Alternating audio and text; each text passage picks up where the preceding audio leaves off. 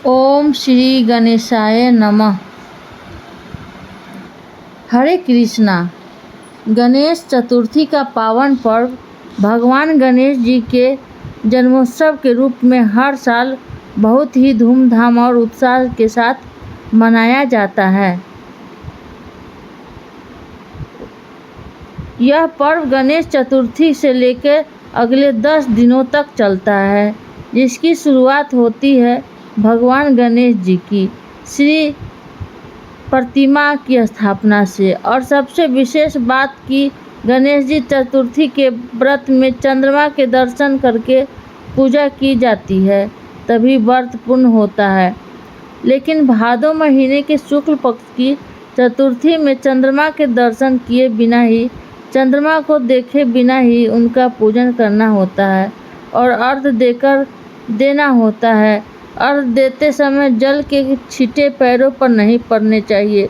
आइए जानते हैं साल 2025 चतुर्थी कब है, गणेश जी की स्थापना का शुभ मुहूर्त क्या है और विसर्जन के दिन क्या किया जाए। सबसे विशेष बात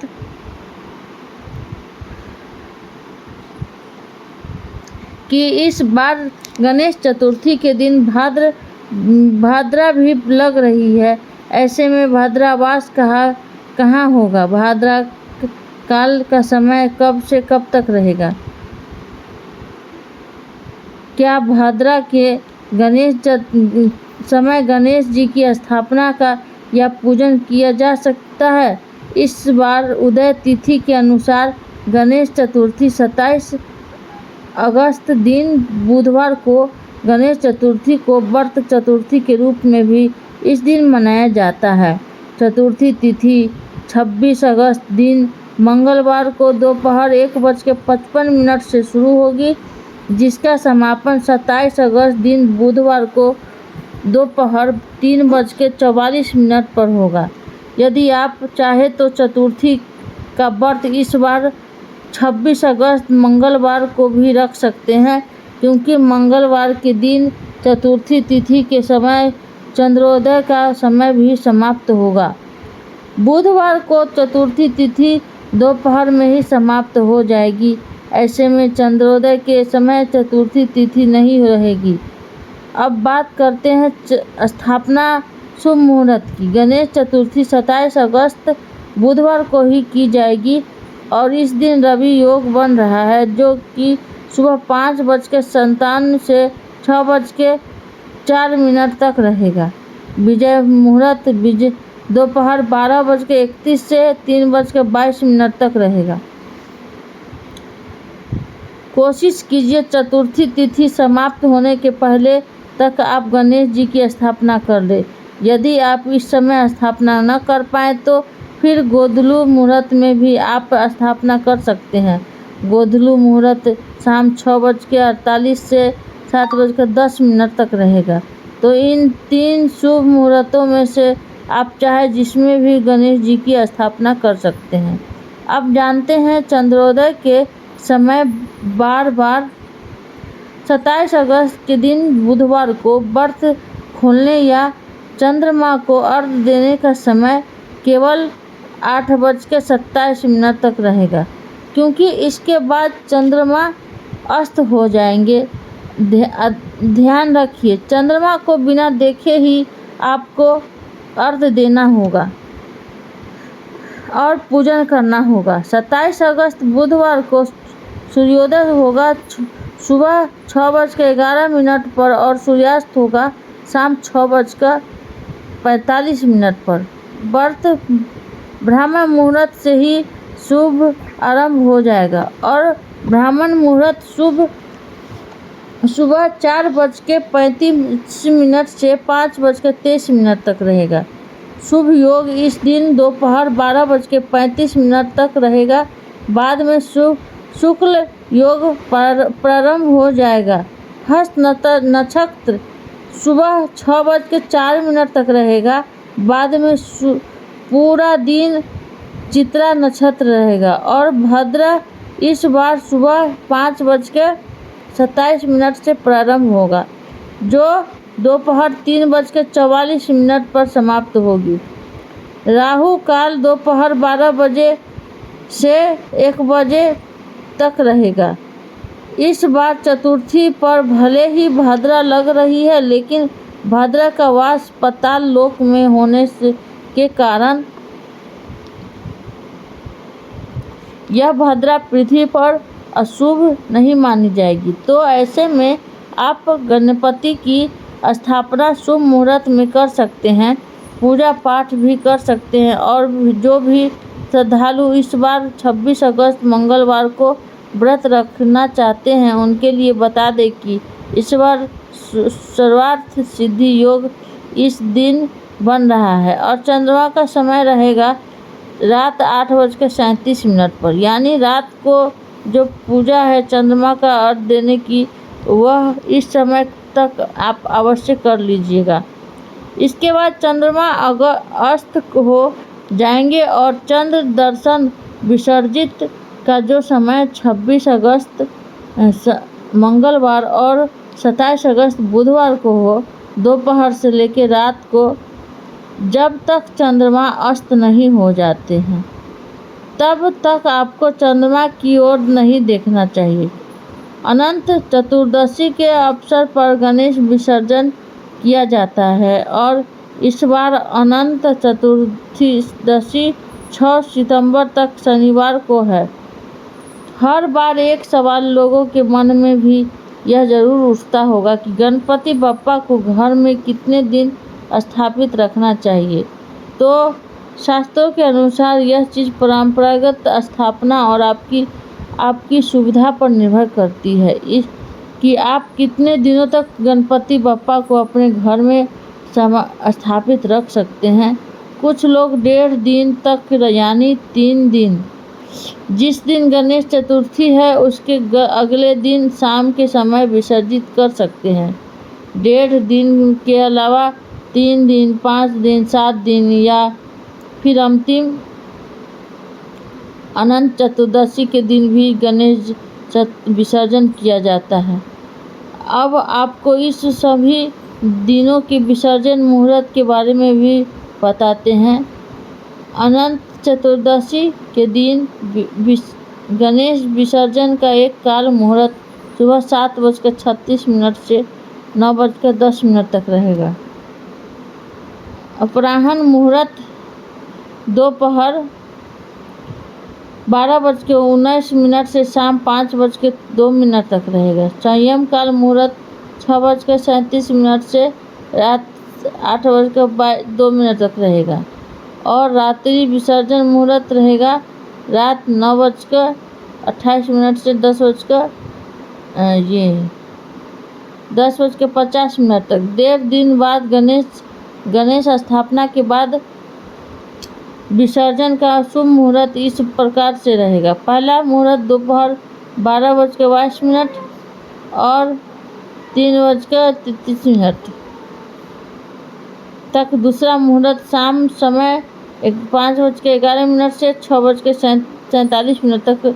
तीसरा मुहूर्त शाम 6:47 से रात 9:35 तक रहेगा और 1.5 दिन स्थापना करने के बाद विसर्जन किया जाएगा।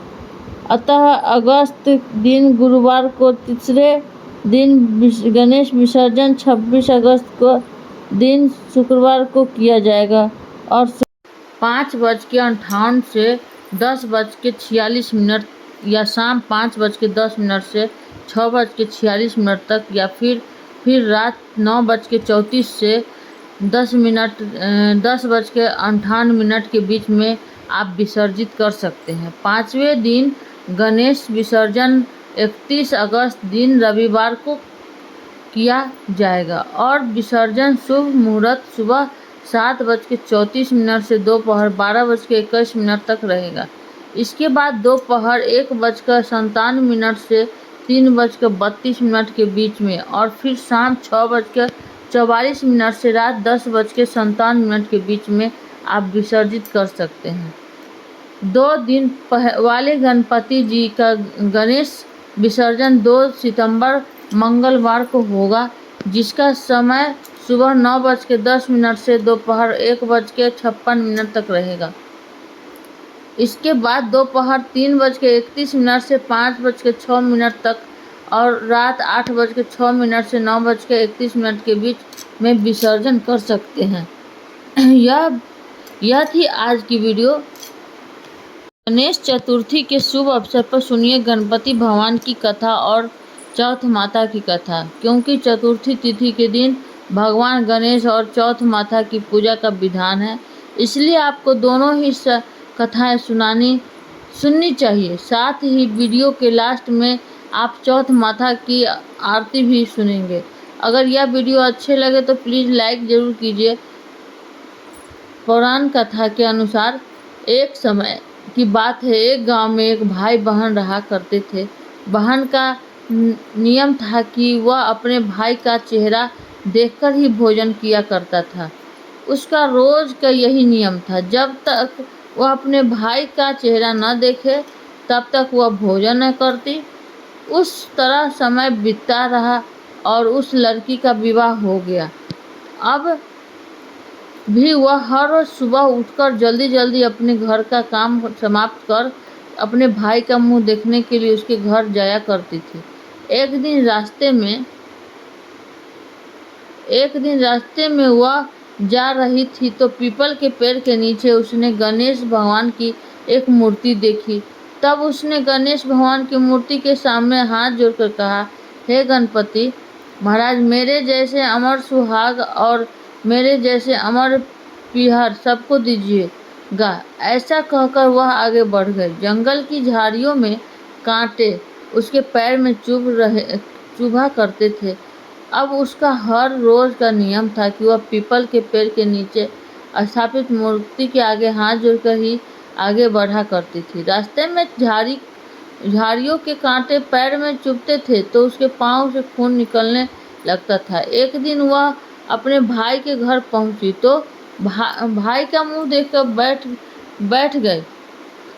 तब उसकी भाभी ने उससे पूछा, तुम्हारे पैर में क्या हो गया है? यह सुनकर उसने भाभी को जवाब दिया कि भाभी, रास्ते में जंगल झाड़ियों से घिरे हुए कांटों में मेरे पाँव चुभ गए हैं। उसकी भाभी ने जब यह बात भाई को बताई तो भाई ने अगले दिन कुल्हाड़ी लेकर रास्ते की सभी झाड़ियों को साफ कर दिया और उस समय से कांटे भी साफ हो गए। भाई ने कांटों के साथ साथ पीपल के पेड़ के नीचे रखी मूर्ति भी वहां से हटा दिया था, जिसकी वजह से गणेश भगवान क्रोधित हो गए और इस प्रकार उन्होंने क्रोधित होकर उसके भाई को प्राण हर लिए। उधर लोग जब उसके भाई की अंतिम संस्कार के लिए जाने लगे तब उसकी भाभी रोते हुए लोगों से कहने लगी, आप लोग थोड़ी देर रुक जाओ, मेरे पति की बहन आने वाली है, वो अपने भाई का मुंह देखे बिना नहीं रह सकती, उसका यही नियम है। तब लोगों ने कहा, आज तो देख लेगी पर कल कैसे देखेगी। रोज की तरह उधर जब बहन अपने भाई का मुंह देखने के लिए जंगल से निकली तो उसने देखा कि रास्ते की झाड़ियों में कांटों को हटाकर साफ कर दिया है और जब वह हाथ जोड़ने के लिए पीपल के पेड़ के नीचे पहुंची तो उसने देखा कि वहां पर गणेश जी की मूर्ति थी ही नहीं। उसे थोड़ी दूर पर गणेश जी की मूर्ति पड़ी हुई दिखाई दे गई। तब उसने मूर्ति उठाकर साफ करके उसे फिर से उसी जगह पर रख दिया और हाथ जोड़कर कहने लगी, हे गणपति भगवान, मेरे जैसा अमर सुहाग और मेरे जैसा अमर पीहर सबको देना। और इस प्रकार ऐसा कहकर वह लड़की आगे निकल गई। तब गणेश भगवान ने सोचने लगे, अगर इसकी नहीं सुनी तो हमें कौन मानेगा, हमारी पूजा कौन करेगा। तब गणपति भगवान ने उसे आवाज़ दी, बेटी, इस खेजड़ी की 7 पत्तियां लेकर जा और उसे कच्चे दूध में घोलकर अपने भाई के ऊपर छींटा मार देना, वह उठकर बैठ जाएगा। यह सुनकर वह बहन पीछे मुड़ी तो उसने देखा वहाँ कोई नहीं था।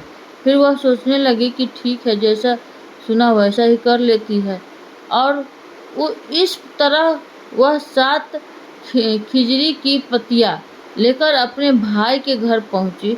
उसने देखा कि कई लोग बैठे हुए हैं, भाभी रो रही है और उसका भाई उन सबके बीच मूर्छित अवस्था में लेटा हुआ था।